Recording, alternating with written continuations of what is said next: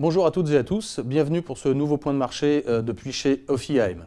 Alors sur la semaine écoulée, on a eu pas mal de mouvements.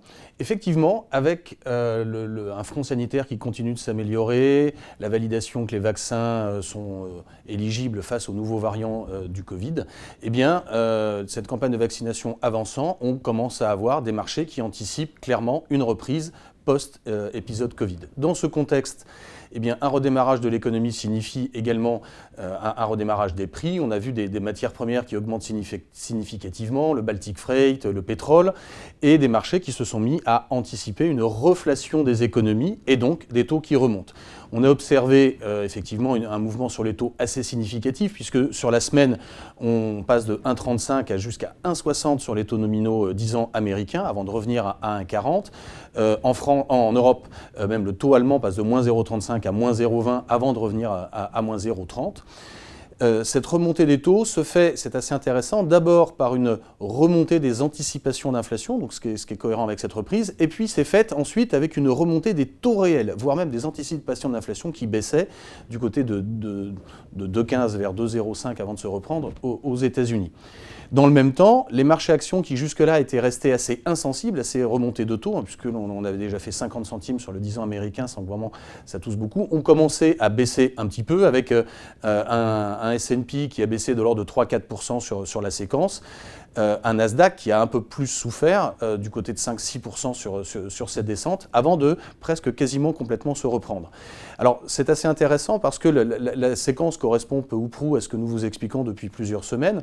Les marchés sont en anticipation d'une reprise, intègrent pas mal de bonnes nouvelles, reflation des économies, ça signifie des taux plus élevés globalement et par un peu plus d'inflation. Le mouvement est assez fort, il est un peu plus fort que ce qu'on anticipait, mais on sait souvent que sur les taux d'intérêt, ça se passe rarement dans le calme. Et un peu comme nous l'attendions, ça a déclenché des réactions des banques centrales. Alors elles ont été même assez fortes. Dans un premier temps, on a eu Madame Lagarde qui nous a dit qu'elle surveillait la partie longue des taux d'intérêt et pas que les taux d'intérêt réels, mais également les taux nominaux. Monsieur Powell a été moins précis, mais a rappelé que la Fed maintiendrait des conditions accommodantes pendant une période encore assez importante. Donc, une reflation des économies en anticipation d'une reprise sur fond d'amélioration sanitaire. Au passage, un plan Biden de 1900 milliards qui est passé à l'Assemblée devrait être retoqué au Sénat avant de faire une procédure de conciliation. Il sera peut-être un peu amoindri, mais du côté de 1500 milliards.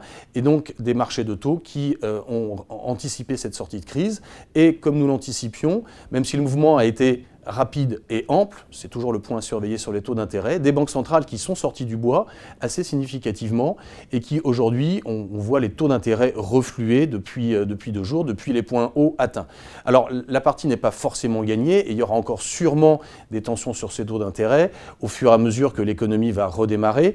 Néanmoins, on sent bien que les banques centrales feront tout ce qui est en leur pouvoir pour éviter qu'un emballement des taux d'intérêt ne vienne casser cette reprise qui, même si aujourd'hui on la voit avec des lunettes roses, est encore fragile. On ne sait pas très bien dans quel état l'économie va sortir de l'ère post-Covid. Donc aujourd'hui, quelle est notre vue sur les marchés financiers ? Eh bien, des taux d'intérêt qui sont sûrement encore appelés à remonter et à se refléter au fur et à mesure de la prise, mais des banques centrales qui veillent au grain pour ne pas faire déraper le redémarrage. On pourrait même avoir des annonces de la Banque centrale européenne. Hier, M. Villeroy de Galhau, le président de la Banque de France, a rappelé que la BCE avait tout moyen pour empêcher de durcir les conditions de crédit. Il faut bien surveiller les taux réels, au-delà des taux nominaux, et était même prêt, éventuellement même en utilisant la baisse du taux de dépôt. Pas forcément à l'ordre du jour, mais on sent bien que les banques centrales sont sur le qui-vive de ce point de vue-là. Donc des taux amenés à remonter, mais gérés par les banques centrales pour pas qu'elles fassent dérailler la croissance.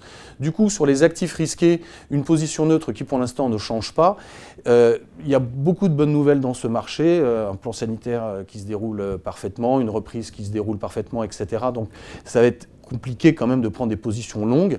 En même temps, on est dans un momentum positif. On va avoir un plan d'aide aux États-Unis, plus une consommation américaine qui pourrait reprendre. Une grande partie des précédents plans a été épargnée, avec un taux d'épargne qui est passé de 7 à 20%, et donc qui pourrait se redéverser dans la consommation.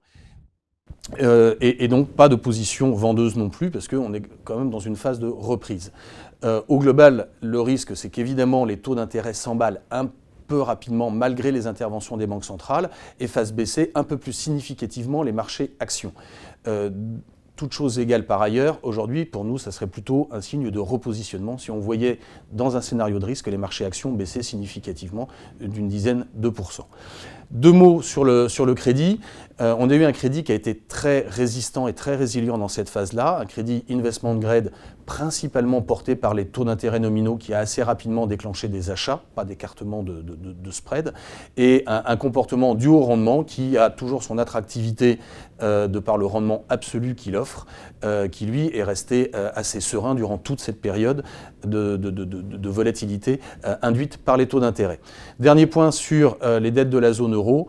L'effet Draghi nommé en Italie a continué de se poursuivre. On n'a pas eu de tension spécifique sur le spread italien et je crois que pour l'instant le sujet est un petit peu clos côté italien. Enfin, côté dette émergente, la remontée des taux réels induisant un resserrement des conditions de crédit a un peu fait souffrir l'ensemble des dettes émergentes, en devises locales notamment, avec une baisse des devises. La Fed essayant de calmer le jeu et pour l'instant les choses revenant à la normale, c'est peut-être l'occasion de regarder ce segment qui continue de rapporter un rendement intéressant. Donc une partie qui n'est pas forcément encore gagnée de la part des banques centrales, mais nous pensons qu'elles continueront de tout faire pour éviter un emballement, une période de volatilité qui pourra éventuellement être mise à profit pour se repositionner sur des actifs risqués. Je souhaite à tous une excellente semaine et rendez-vous mardi prochain.